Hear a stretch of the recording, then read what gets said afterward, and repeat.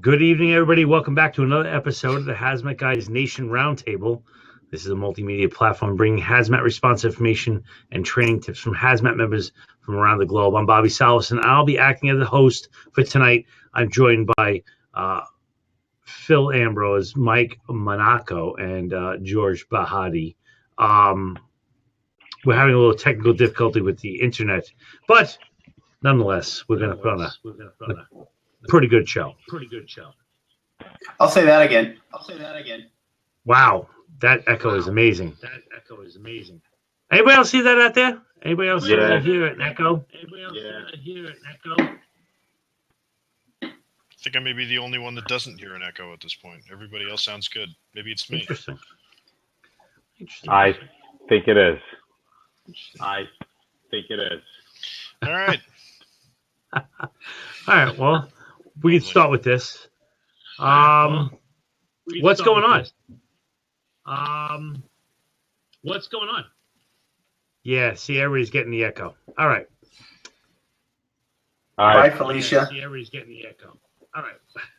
You got to punch out, George. Bye, Felicia. You got to punch out, George. All right.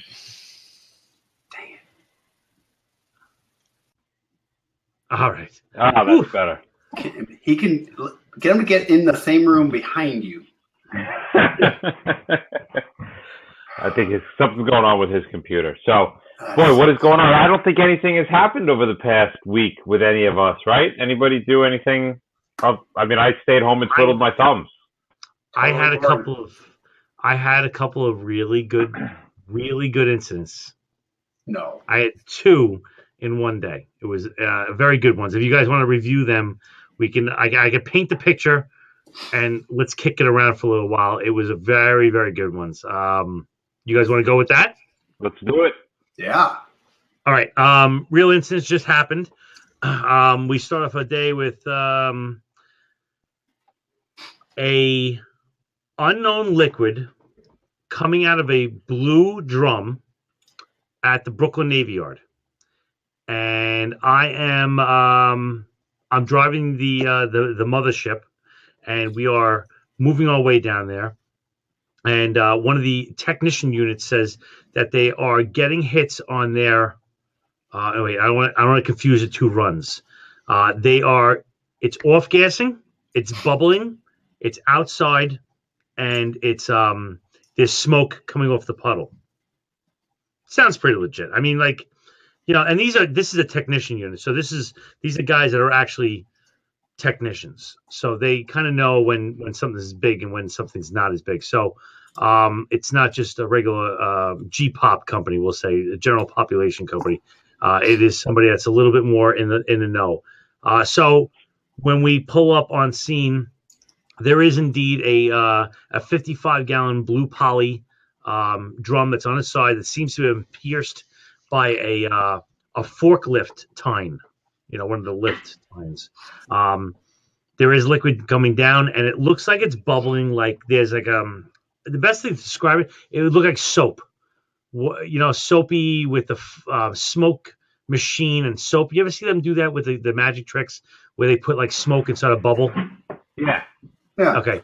Well, that's what it kind of looked like. But the whole ground was doing it. I'm going to say it's about a 15-foot by 15-foot puddle that was just giving off vapor. So every time a bubble popped, a white visible cloud would come off, and then it would dissipate. Entry team goes up. They bring, and I'll give you exactly what they brought. They brought the 5-gas meter, right? So they got, the LEL, the oxygen, hydrogen sulfide, CO, and I think they had sulfur dioxide in that one. They brought up a PID. They brought up a thermal imaging camera. I like that one. They brought up pH paper. They brought up all the single gases, and they brought up the sampling kit. Which in the FDNY, our sampling kit is a couple of pipettes, some small vials to take a sample, et cetera, et cetera. Anybody got any problems so far? 60. Yeah, about 60. I'm gonna say it was a beautiful day. I gotta say, if I wasn't slinging the chemicals, I would have been at the park having some nice lunch. Getting rushed off by the police. by the police, getting Freaking ushered the out. kids. So when we went up there, we addressed this in the logical order. Now, it was outside. It was a little bit breezy. So we went up, and immediately the pH paper on the both sleeves, the meter out in front, we were addressing the thing, and then we pH the floor, the liquid. Nothing. Stayed neutral. We started to monitor the gas that was coming off, and I'm talking within an inch of the off gassing, and no deflection of oxygen, no carbon dioxide. No carbon monoxide, no LEL. So I said, why don't we bring up the carbon dioxide? Right? You like these, Todd? Right? I bought these. Just to backpedal why I'm wearing this. My kids bought these for me at the dollar store about an hour, and they said, "You don't have the hair on your butt to go and put these on." I said, "Oh yes, I do. I will absolutely look silly on this show." Always blaming the kids. Well, I am a diva. I'm a diva. I am Elton. Yes, indeed. So let me summarize. There were, on our survey, no oxygen deviation, no CO, no LEL, pH is neutral, yet the ground is literally bubbling. Where are you going? All right, PPE. Also, PPE is bunker gear, SCBA, and no shit. Bunker gear, SCBA. We did the legit thing because it's an unknown. I don't know. Something weird's happening. Also, thermal imaging camera is really not showing much. What about almost nothing? Anything with just nothing temperature-wise? Nothing. And the drum is unmarked. The only label upon the 360 says that do not put on a wooden pallet, which says something to me. Yeah, don't put it on a wooden pallet. Yeah, it says don't put it on a wooden pallet, man. You knucklehead.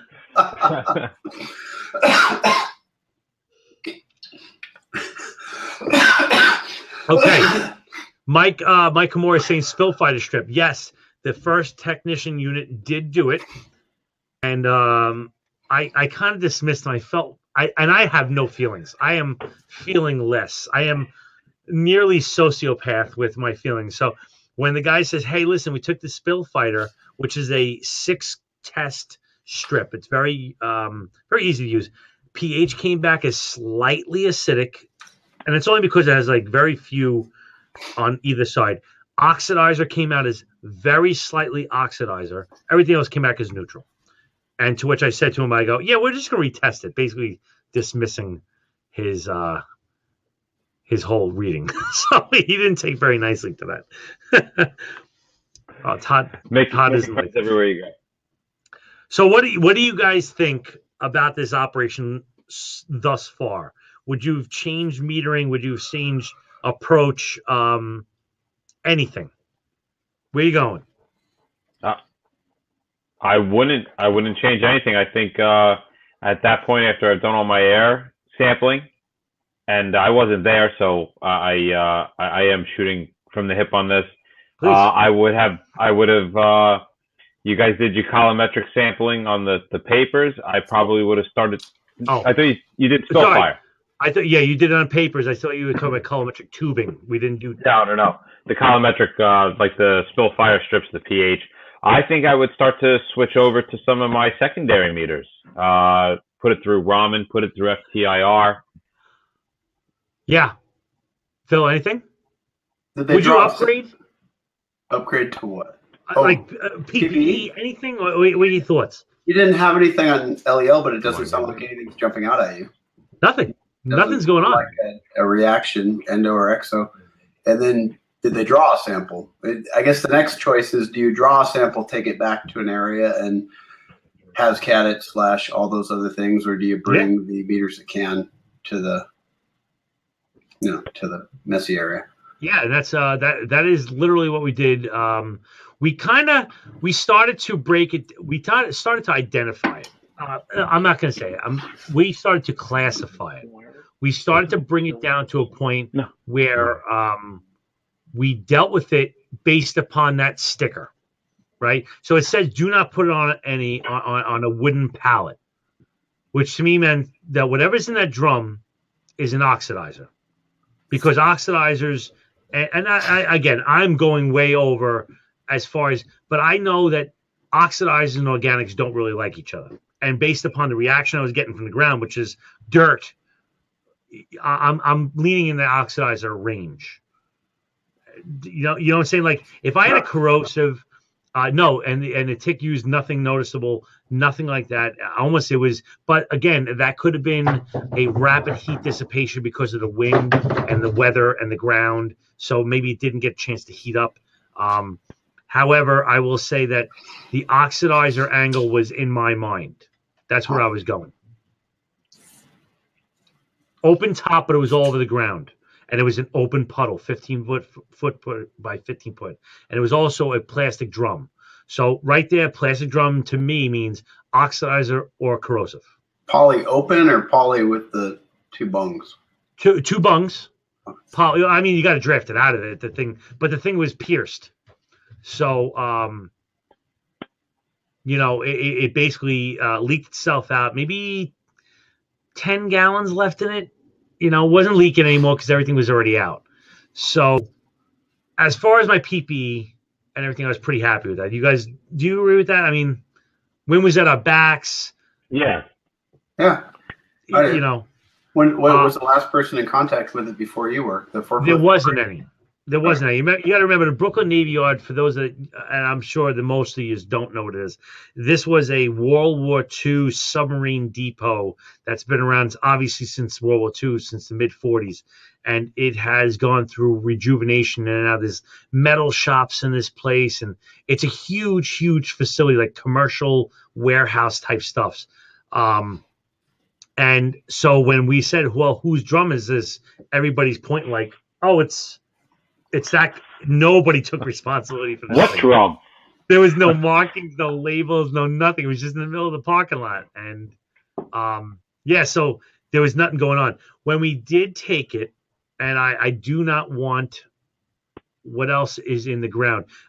You can say everything from spent nuclear devices to dirt to oil to salt to bird droppings. This has quite literally every single thing you could probably think of is what is on the ground. So it was dirty, and I'm going to say about an inch of debris on the ground. It had old school cobblestone with a asphalt covering. So we're talking, that's how old it is. Cobblestone in New York City. So you're talking probably back, the area was probably done back in the early 1900s, and it was kind of top. Closed top, open bungs. Yeah, open bungs, but the side was ripped open with a forklift. So when we did take our sample, we took two big samples. We took a 3-ounce sample in a large clear glass sample jar, and we took the little crack vials. What are they, like?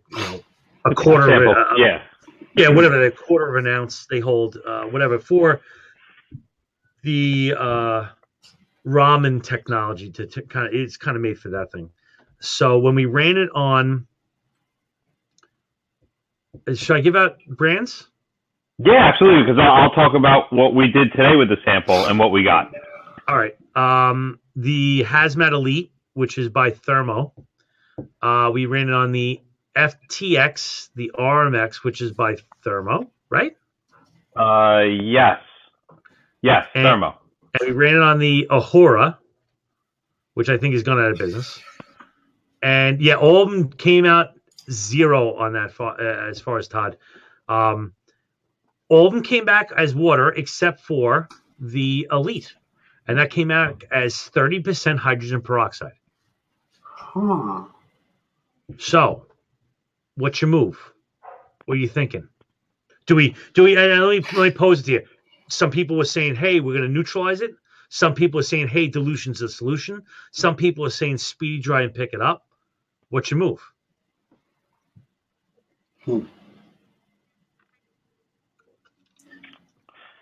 That is a good question. Drum. Yeah. Do a better drum and slap a yellow label on it. Oxygen. Todd was oxygen. I'm guessing displacement was negative. There was no oxygen displacement. What about oxidizer testing? Thank you. Bob's saying not speedy dry. Why not speedy dry? because it's an organic. Dilution is a solution. Just to put that into perspective, if I had to move a pH from 2 to 7, it's about 1 million gallons. Right? Or between 100,000 and 1 million, depending on where you are. How close were you to the local pier? We were about 16 feet. Wow. So it could have been just a sweep it out to the. Yeah, there's a few million gallons floating around Manhattan. As far as we found, pH was basically neutral, which is weird because I think the pH of true, and I'm looking this up as we speak. I believe it is very acidic. So when 11.7. base 1.7. 11.7. That's what, and that, Basic. again, that's coming from ChemPub. It says the acidity is 11.75, although it may be in a. You know what? Don't hold me to that. Yeah, because I think when we looked it up today, it had an actual pH and an acting pH, like a pH that I think it acts like. But every test that we've ever taken, the pH strips that we have and dipped in hydrogen peroxide have always come up neutral. Yeah, and now Todd's bringing up a good point. It can be acidic, and that is absolutely true. But when we brought this thing back, and I'm saying to myself, well, this thing should have one way or the other. Just because the unknown on the floor, it should be waving. The flag should be going one way or the other. This thing, it could be on a floor that's just totally basic and it neutralized it out to zero. It could be acidic and it almost magnify it. This is a complete unknown. I know what's coming out of the drum. That's easy. What's on the floor is the unknown. Right. What is it reacted into? What is it turned into? Yeah. Does peroxide bleach your strip and make it look easy? Yeah, that's what I was thinking. It actually, generally when you get that bleaching, you lose color. And when we did this on the strips, we didn't lose color. It literally stayed green. And there was no, if you take a look at if you drop a drop on your pH paper and you watch the leading edge of that drop as it starts to expand out, that's where you can start to see what that pH change is.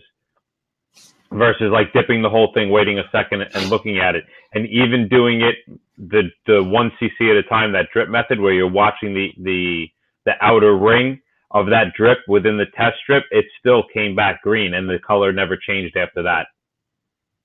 Interesting. Yeah, so hydroscopic, picking up. Microscopic? Yeah, it could have been. Listen, when we drafted this, and I was worried about the polarity, because off the top of my head, I didn't really know what the polarity. So that would mean, was it mixing or not mixing? Was it going to be stratified or not stratified? So I wanted a couple of different samples, and our boss was very, very supportive of our operation. He was, everybody was honestly supportive of the operation. So we kind of drafted a couple of samples. We ran them, but the one technology came back as 30% hydrogen peroxide, and that's how we basically dealt it. The way we really did it was we took green stuff, which is that wispy sawdust type stuff, but the stuff has an amazing affinity to water, to acids and everything like that. We basically dropped that stuff down, swept it up, and put it in a drum, and that was it. pH afterwards, neutral, done. There was nothing. Did your paper show any ring above the color change? Nothing. Zero. I'm talking, if I put it in my tap, in my sink, it would have been the same job. There was nothing happening. So we took this sample today that they brought back, and we ran it on 4 devices. We ran it on the M908, and we couldn't get the machine to work. We then ran it on it's not the Bolt or the Charger. Cobalt. There we go. That's a brand new one. and that came up as hydrogen peroxide. We ran it on the RMX. That came up hydrogen peroxide. We ran it on the Ramen, and it came up as boric acid. That's a big difference. That's a little, Yeah. That, you know what? I ran that Ramen 2 or 3 times, and it came, and not the Ramen, the Ragaku 2 or 3 times, and it came up boric acid each time. And any chance that sample there wasn't, say, boric acid nearby? Everything else is coming up, yeah. Yeah, I don't think so. Well, same sample there. Okay, got it. As far as the 908 and the Cobalt, from what I've seen of the Cobalt, I really like it. The M908 I've always really liked. Difficult to work though. Yeah, it is a little bit. We couldn't get it working sitting at the firehouse. So that's why I'm a big fan of Hazmat. Still, it works. Not that I'm not a fan of those things too, but sometimes as much time as we spend fiddling around with them, you get enough guys, and you can have a little Hazmat thing going. You can rule out a lot of things. I'm going to give you a second one. You want the second one? Basically, right as soon as we finish with that run, we're going back. We had a boomerang right back to pretty much where we were going to for a dumpster, a 5-yard dumpster, and we went to we're getting reports from the squad company, who's the technician unit that's really close to it, saying they're getting hits on the hydrogen sulfide, carbon monoxide, and LEL deviations with LEL. There's a white powder, crystalline powder, that's in a dumpster in a drum, and it is smoking. Ooh. And their thermal imaging camera is going through the roof. So we respond with leaving no haste. We moved along. we actually put the pedal down a little bit on that one, and we got there. And I'm going to say, the boss and the 2 entry guys go up to this side. It was obviously an older drum that was placed in there, though. I will say there had to be 60 plus pounds of product. So it wasn't like it was just, somebody just kind of threw a little baggie in there. This was picked up with a couple of guys and placed in there. So it's not like you just toss it. It was heavy, really heavy. So they call over the radio, and now, again, like I said, I was driving the mothership, so it's really not my job. But they say, hey, listen, look up the UN number 1384. So I pull my phone, I look up Wiser. 1384 comes back as sodium dithionate, which is sodium hydrosulfite. And as soon as I read it, it says, do not put water. And I go on the radio, I go, don't put water on that. Because I know the resource guy's a little bit, he's in the middle of a couple of things, we'll say. And it is a white crystalline powder. It is extremely reactive. It gives off acids. It decomposes. It's explosive. It's pretty much bad stuff. It's all the good stuff. Bad stuff. Visible heat, smoking.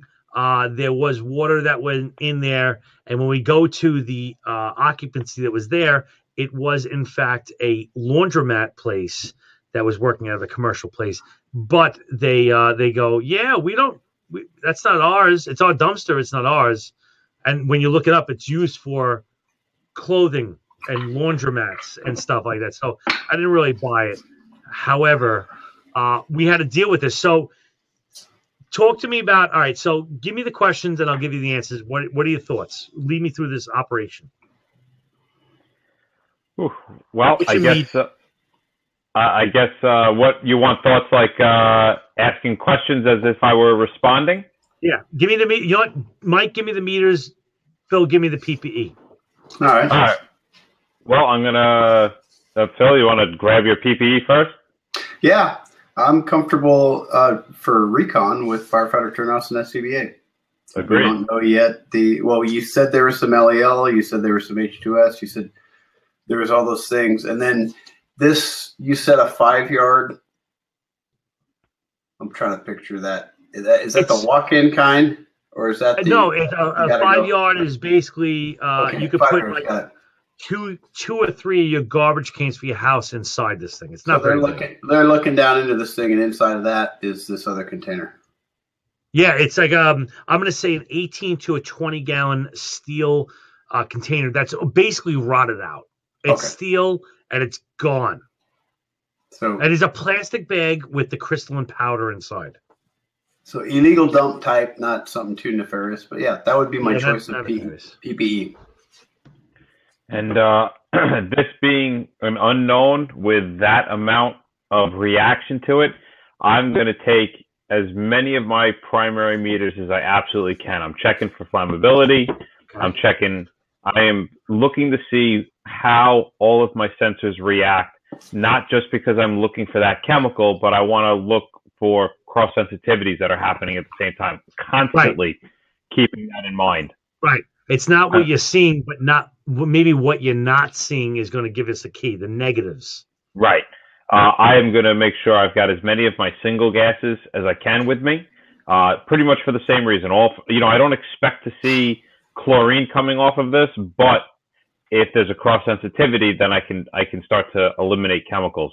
It's a crystalline form, but if you do have some runoff from any water that may have been added, I can always try to run my paper colorimetrics.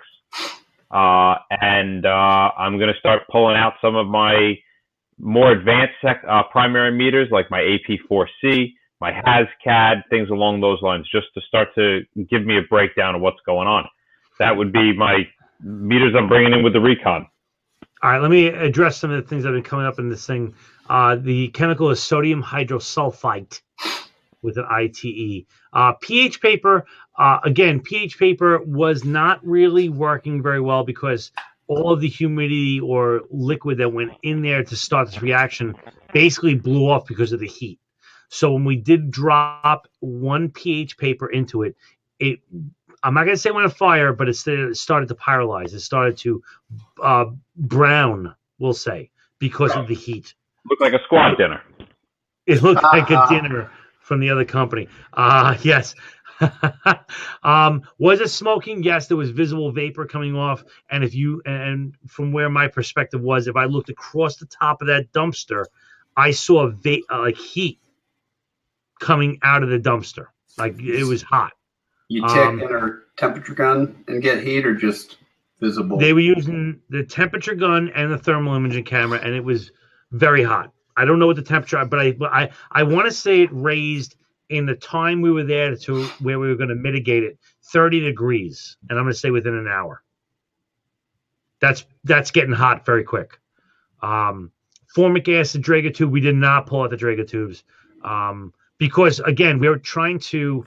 At that point, we were trying to classify and isolate, not identify and finish. You know what I'm saying? Like, I really don't care I mean, listen, somebody could have put the wrong stuff in that drum.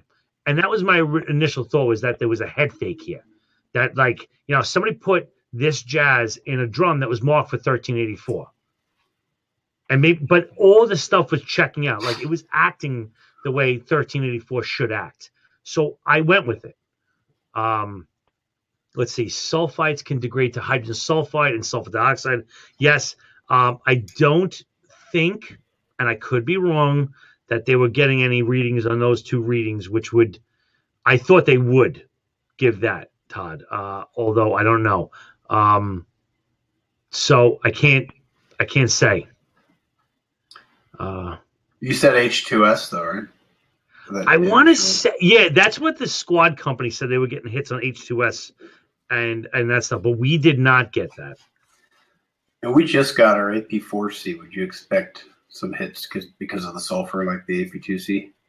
We just got. I mean, we got it yesterday. Yeah, it's entirely possible. Yeah, I would say yeah.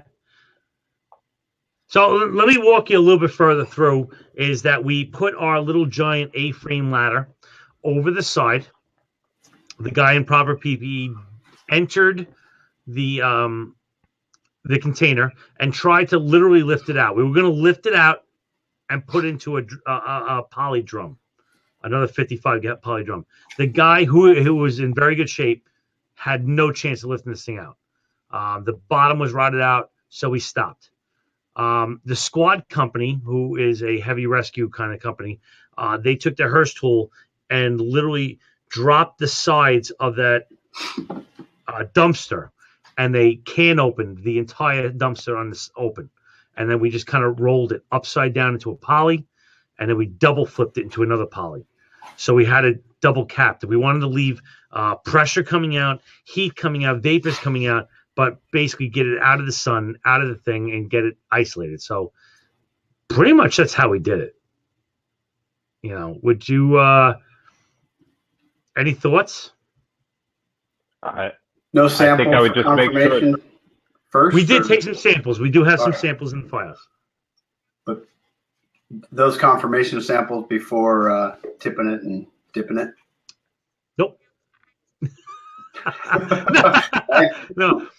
We honestly played it by classification. You know, it was a solid that was water reactive, obviously, and it was giving off no flammables as far as I know, but hydrogen sulfide and sulfur dioxide. Does it really matter exactly what it is? I mean, it's nice to say, yeah, it was this, but I'm basing my speaking right now based upon the 1384 that came off the drum. It could have been wrong, but it played in that realm. But either way, you still had a solid that was reacting with water. Yeah. So whether you were spot on with that chemical or not, it doesn't matter.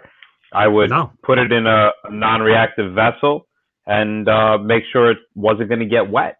Yeah. And you know what? You know, we had our. I'm Trevor. I'm going to get to you. I'm coming around the corner to get you a question. We had nitrile gloves on. We had the the Solvex gloves, right? I always get this wrong. Solvex gloves, the standard, the green ones. Yeah, the green ones, Solvex. Solvex gloves. And bunker gear SCBA. When we were moving this stuff, really, I gotta say, guys were pretty clean. Although the guy that did get in a dumpster, we did clean him. At that point, you know, the consideration of the water versus the reactivity, if you overwhelm that operation with copious amounts of water, which is one of my favorite words, copious amounts of water, you will overwhelm that reaction. So what we did was we just took some toilet brushes for decontamination, hit his boots, put him in a puddle, and just overwhelmed that whole reaction and just washed his boots good in water. That's it. You know. Did you get to play with the samples later? I don't think we ran them yet. To be honest with you, I think we lost them on the rig. There's somewhere no, I'm totally joking. We can't find I had one in my shirt pocket. I still have to remember that. They're in some guy's pocket we don't like. No, you know, they're on, I think, the bench, and they're to be done. So it's interesting. I like Todd's play. That's a great one for HazCat. My first Haz waste job, we were next to the wastewater treatment plant. So whenever we'd get a water reactive, we would toss it in and see what happened. Yeah, it was just it was a very good it wasn't a physically hard incidents, both of those incidents, but they were thinking man's incidents. They were like, you had to sit back and you had to think, you had to identify, you had to utilize all the chess pieces on the board to pull together. And now I was stuck on the Navy Yard description. I know this wasn't the Navy Yard. Wasn't a public place. Wasn't like, I missed that part. Was this apartments nearby and all that other headache? No, it's a commercial park, we'll say. It's on the waterfront, and it is warehouse, commercial type occupancies. So, yeah, that was my little 2 cents. It was good information. I learned a lot on those two. It was I definitely walked away happy about how we operated, because we kept the perspective right. We wore our PPE up to the level of the actions. We brought the primary meters and not secondary meters. I don't need to identify. I need to classify. Then we can identify later on. You know, it was I was proud. It was good. It was good stuff. Good I stuff. think you should be proud. And some of the secondary meters, just because you can take them into the incident doesn't mean you should take them into the incident. What I mean Right. by some of the, you know, they're made to go in, and that's cute. But sometimes it's better to, only because they don't give immediate feedback, and oftentimes it could be not necessarily wrong, but inconclusive. Yeah. Well, I had a run today that did not go as well as yours, and there was definitely a lesson takeaway. We pierced the tank, and one of my big rules that I failed to follow is to check the pump before you pierce. And we had a pate pump. We pierced the tank. It started coming out into the popper pool, and sure enough, the pate pump didn't work. The pate pump, for those of you that don't know, pate is for us, it's the hand-powered diaphragm pump, Right. not the pneumatic one. And So- it didn't work. It didn't work. So the guys very quickly scrambled to connect the Dragon pump, which is our Venturi style pump that runs off the an air compressor, actually a Scott bottle.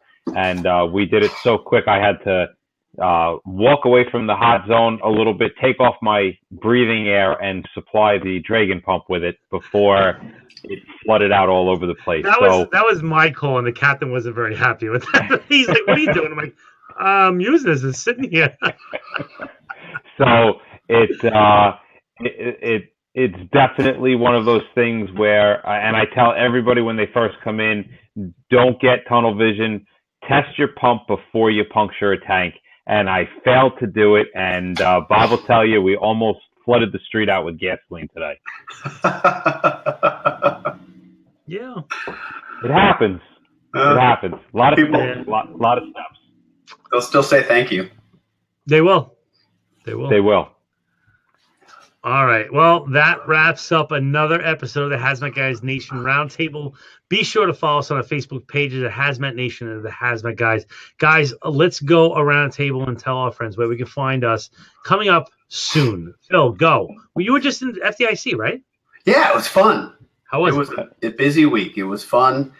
I had more hazmat people in my class than I expected, because my class, was all about you can go naked with an SCBA into anything and survive. All right. And I thought I'd get a lot more, say, resistance, and it was a lot of hazmat people, and they agreed. Come on. You get a lot of resistance when you're naked? No, it was cold. It was a good time. It was fun. The Kosh was there, and Ryan Henry from Hazmat Nation, and we had a very good time. It was a very good show. I hear it was record numbers for FDIC. Excellent. Immediate future, I think all these faces will be at the that little show in Baltimore. coming Yeah, up in Looking June. forward to it. And I saw lots of good things. I was watching online all about the New York State hazmat and the oxidizer class I got to see before, and another one on how to use multimedia. And I've seen both those classes, and they're really good. So it was cool to see, because I knew you guys back when those classes were okay. Yeah. I gotta say, we really rocked the New York State conference. And now, now we're just here. I gotta wear my sunglasses. We had a great time. All right, Phil, where can we find you? Hazmat Nation has him. See you in Baltimore. Awesome. Michael? Mike at the Hazmat Guys. Listen to the podcast. I don't tell anyone listening who's on right now. And we will be in Baltimore, and then we will be in Plymouth, which is an awesome, awesome show. And go if you can go. Yeah. Don't forget Minnesota. Oh, that's right. We'll be in Cold Zone in a week. A week. Nice. I cannot wait. I'm going to be freezing. It's going to be awesome. And I am Bobby Salveson. I am the other part of the Hazmat Guys podcast, and we deal with all the complex stuff and break it down to fun chemistry and its elements. That's it. Do you see what I said? Yeah, I did. I did. Right? I like that. Anyway, be sure to catch us next week every show live Tuesday, 21:15 hours Eastern Standard Time on Webinar Jam, where you can find the link to our show on hazmatnation.com. And also, we post our show on YouTube under our channel, which is THMG Nation. Thank you so much for coming. We'll see you next week. Sweet dreams.